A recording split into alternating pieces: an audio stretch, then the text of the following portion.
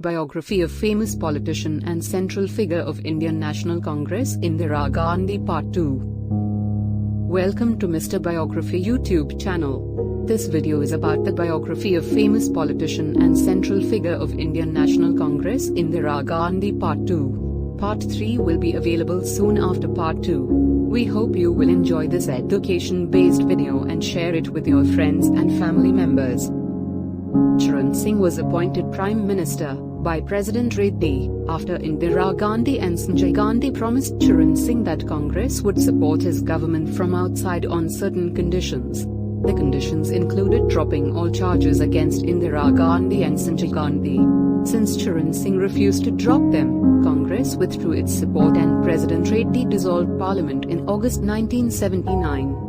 Before the 1980 elections, Indira Gandhi approached the then Shahi Imam of Jama Masjid, Sayyid Abdullah Bukhari, and entered into an argument with him on the basis of 10-point program to secure the support of the Muslim votes. In the elections held in January, Congress returned to power with a landslide majority. The Congress party under Indira Gandhi swept back into power in January 1980. In this election, Indira Gandhi was elected by the voters of the Medak constituency. On the 23rd of June, Sanjay Gandhi was killed in a plane crash while performing an aerobatic maneuver in New Delhi. In 1980, as a tribute to her son's dream of launching an indigenously manufactured car, Indira Gandhi nationalized Sanjay's debt-ridden company, Maruti Upyog, for 4 crore 30 lakh rupees, 4.34 crore, and invited joint venture bids from automobile companies around the world. Suzuki Japan was selected as the partner. The company launched its first Indian manufactured in 1984. By the time of Sanjay's death, Indira Gandhi trusted only family members, and therefore persuaded her reluctant son, Rajiv Gandhi, to enter politics. Her PMO office staff included H.Y. Shata Prasad as her information advisor and speechwriter.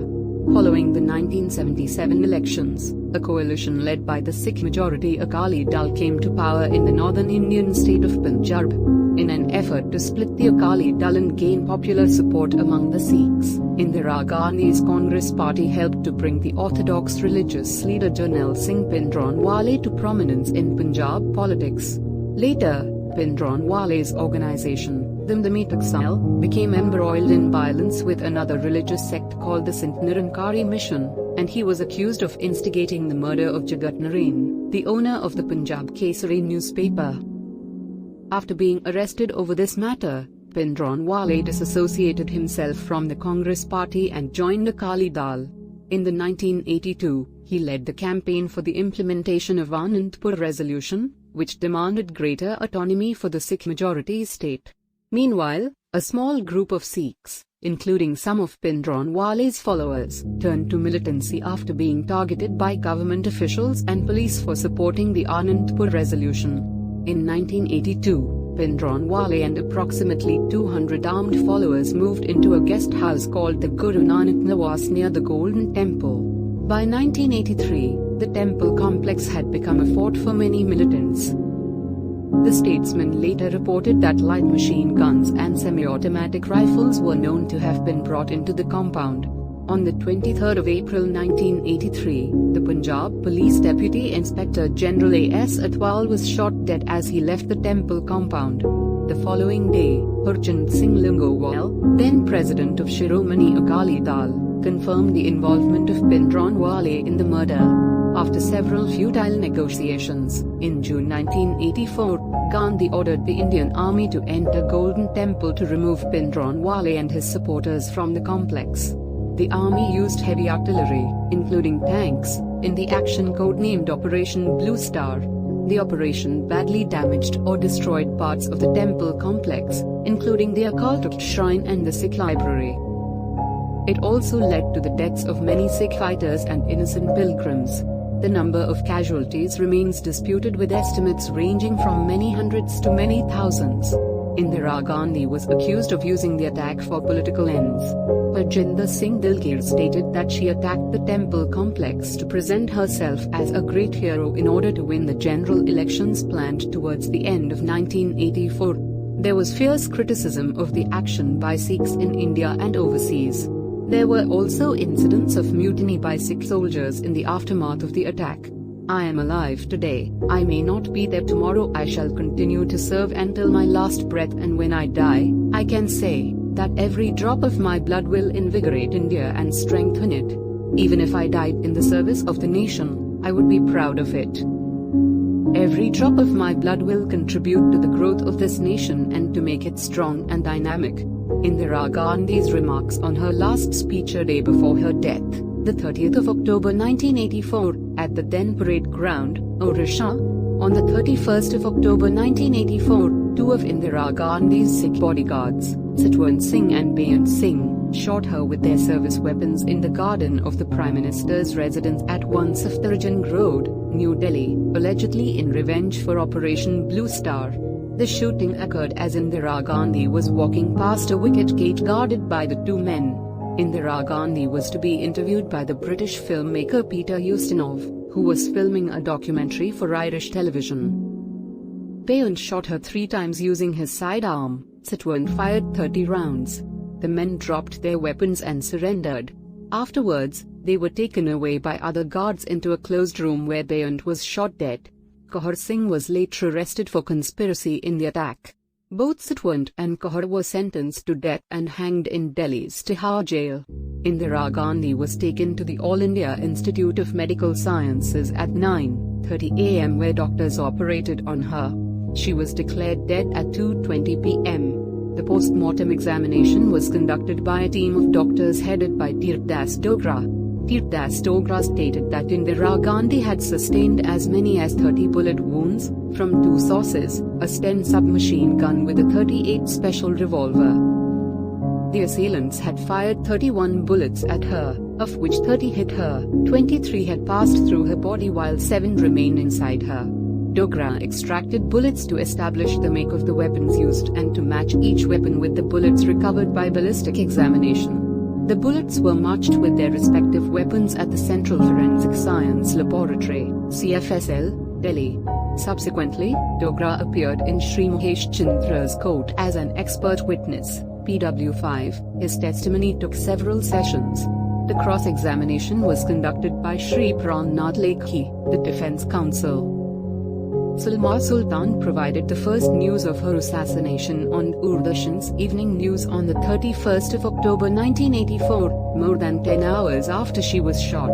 Indira Gandhi was cremated in accordance with Hindu tradition on the 3rd of November near Rajghat. The site where she was cremated is known today as Shakti Still. In order to pay homage, Indira Gandhi's body lay in state at Teen Murti House.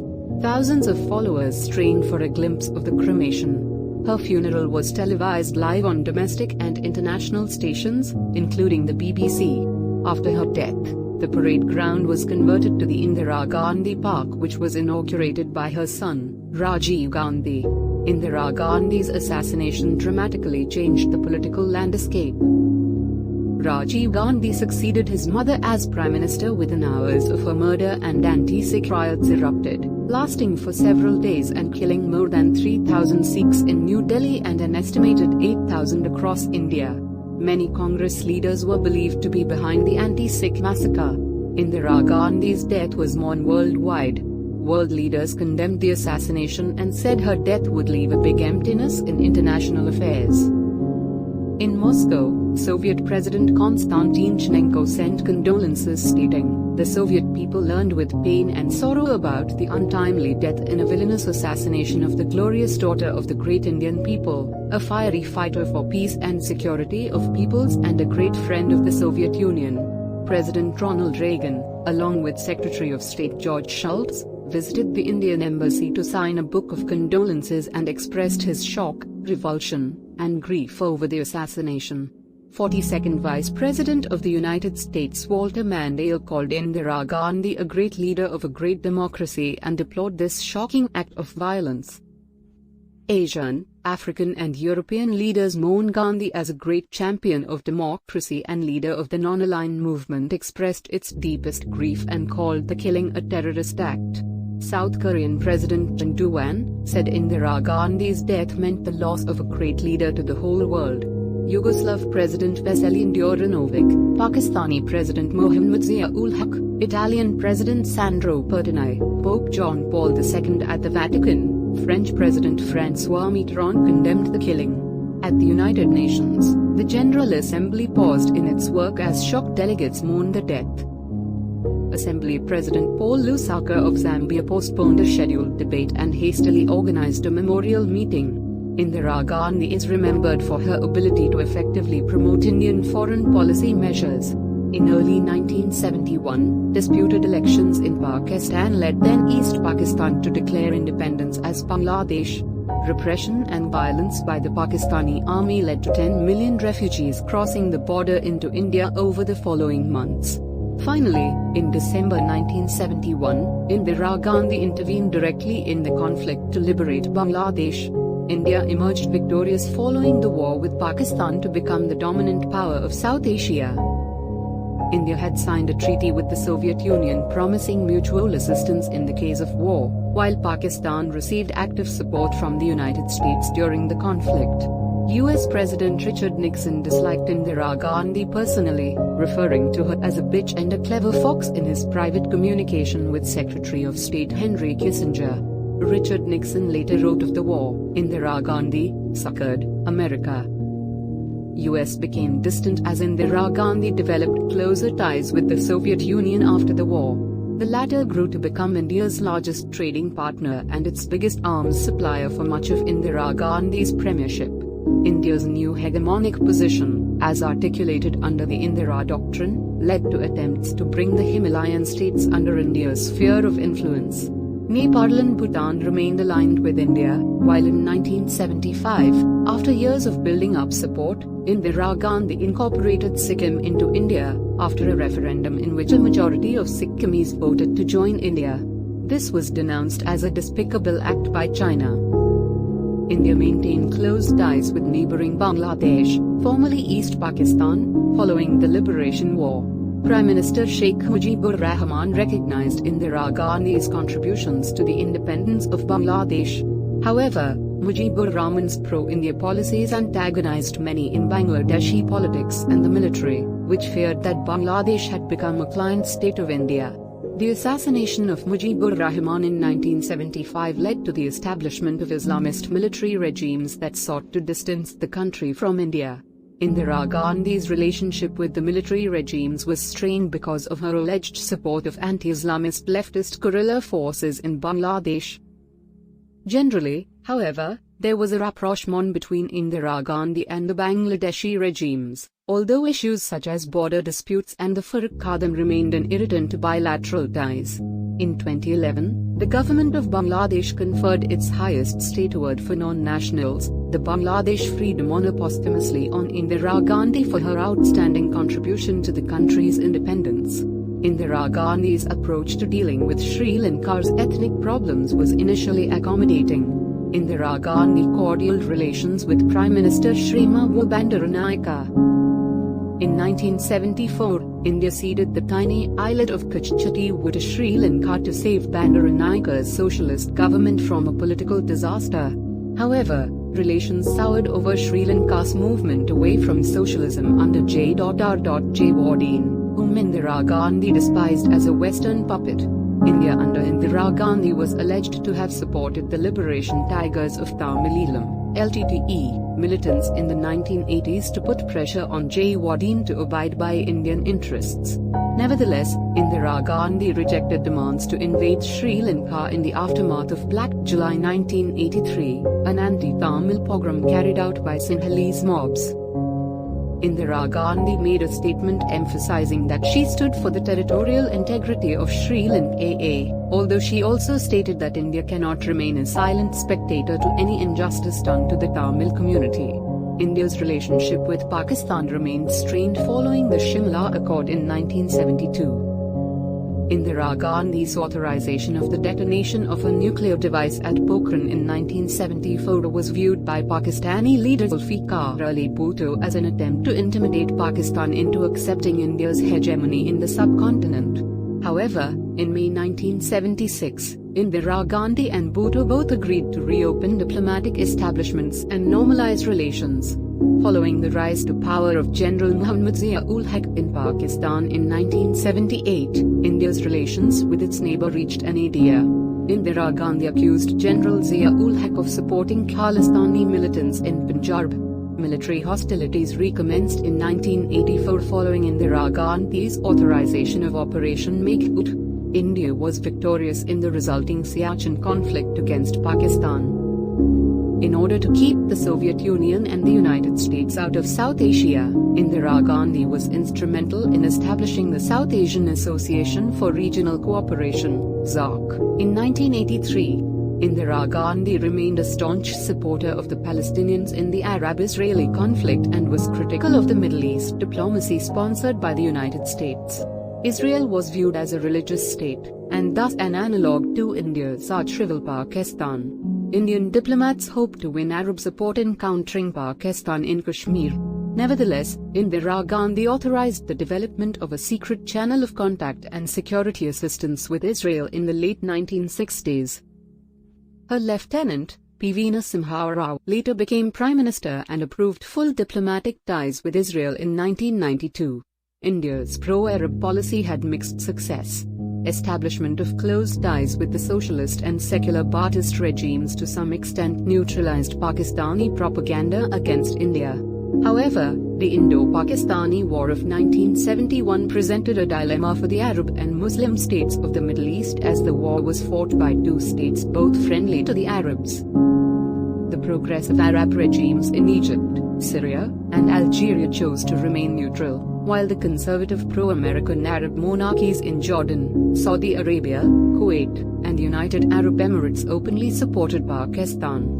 Egypt's stance was met with dismay by the Indians, who had come to expect close cooperation with the Baathist regimes. But, the death of Nasser in 1970 and Sadat's growing friendship with Riyadh, and his mounting differences with Moscow, constrained Egypt to a policy of neutrality. Indira Gandhi's overtures to Muammar Gaddafi were rebuffed.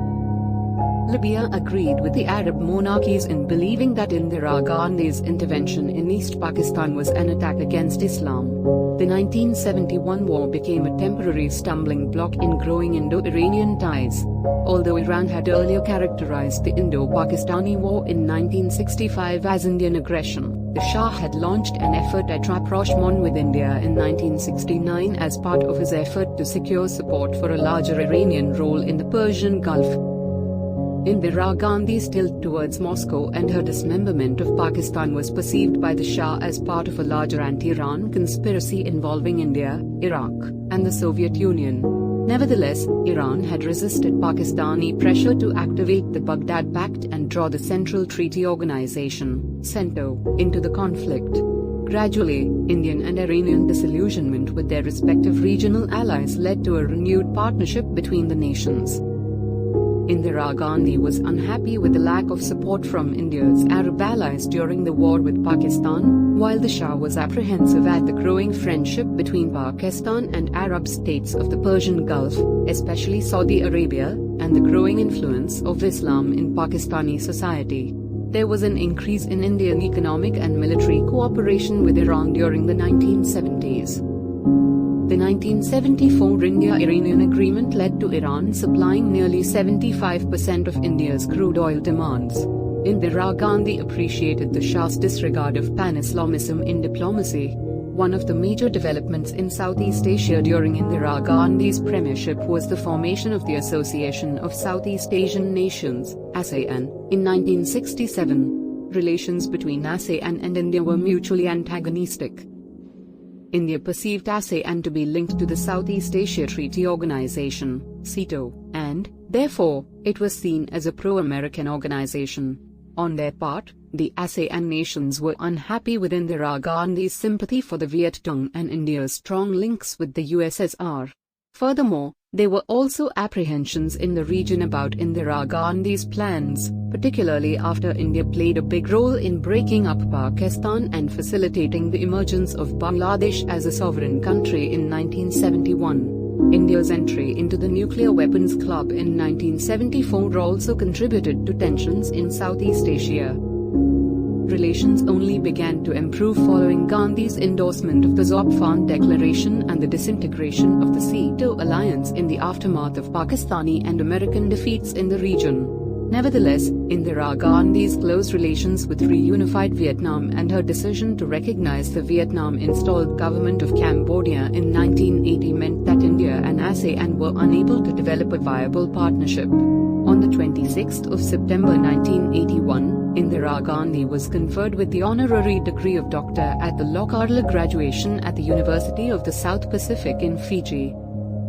Although independent India was initially viewed as a champion of various African independence movements, its cordial relationship with the Commonwealth of Nations and its liberal views of British policies in East Africa had harmed its image as a staunch supporter of various independence movements in the Third World. Indian condemnation of militant struggles in Kenya and Algeria was in sharp contrast to China, who had supported armed struggle to win African independence. After reaching a high diplomatic point in the aftermath of Nehru's role in the Suez Crisis, India's isolation from Africa was complete when only 4 nations, Ethiopia, Kenya, Nigeria and Libya, supported her during the Sino-Indian War in 1962. After Indira Gandhi became Prime Minister, diplomatic and economic relations with the states which had sided with India during the Sino-Indian War were expanded.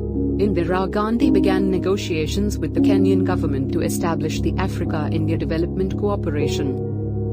The Indian government also started considering the possibility of bringing Indians settled in Africa within the framework of its policy goals to help recover its declining geostrategic influence.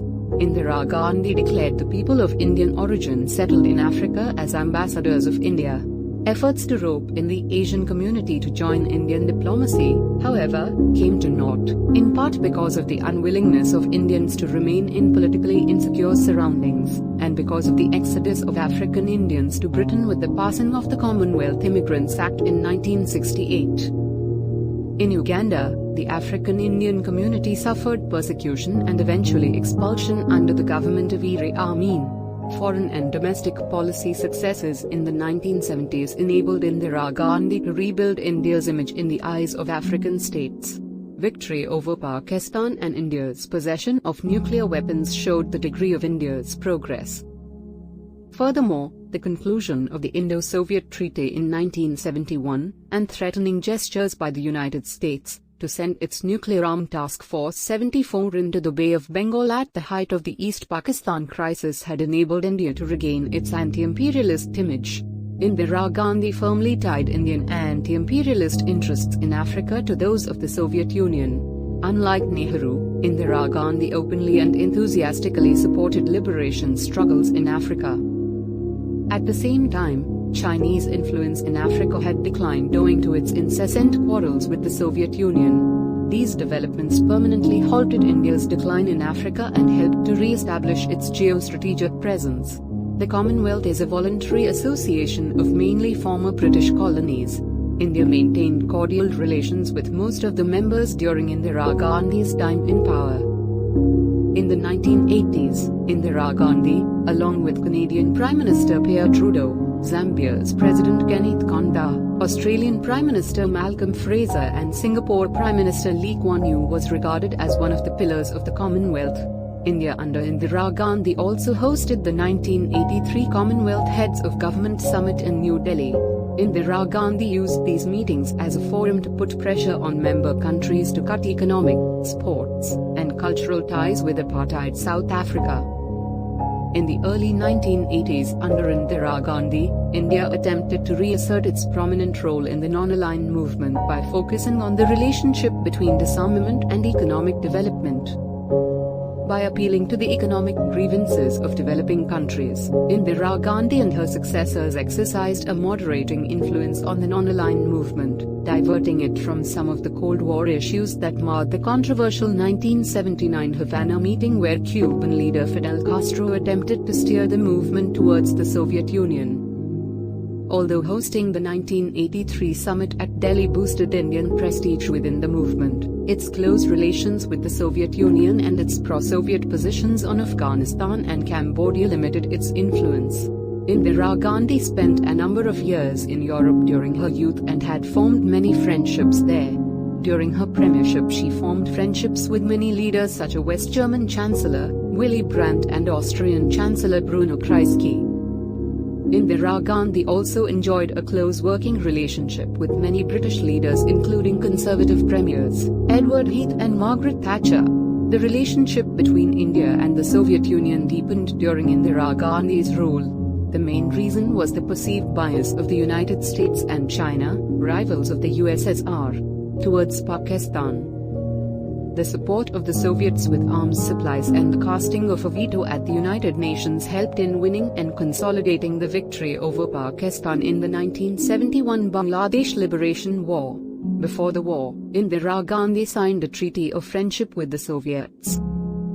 They were unhappy with the 1974 nuclear test conducted by India but did not support further action because of the ensuing Cold War with the United States. Indira Gandhi was unhappy with the Soviet invasion of Afghanistan, but once again calculations involving relations with Pakistan and China kept her from criticizing the Soviet Union harshly. The Soviets became the main arms supplier during the Gandhi years by offering cheap credit and transactions in rupees rather than in dollars. The easy trade deals also applied to non-military goods. Under Indira Gandhi, by the early 1980s, the Soviets had become India's largest trading partner. Soviet intelligence was involved in India during Indira Gandhi's administration, sometimes at Indira Gandhi's expense. In the prelude to Operation Blue Star, by 1981, the Soviets had launched Operation Contact, which was based on a forged document purporting to contain details of the weapons and money provided by the ISI to Sikh militants who wanted to create an independent country. In November 1982, Yuri Andropov, the General Secretary of the Communist Party and leader of the Soviet Union, approved a proposal to fabricate Pakistani intelligence documents detailing ISI plans to foment religious disturbances in Punjab and promote the creation of Khalistan as an independent Sikh state.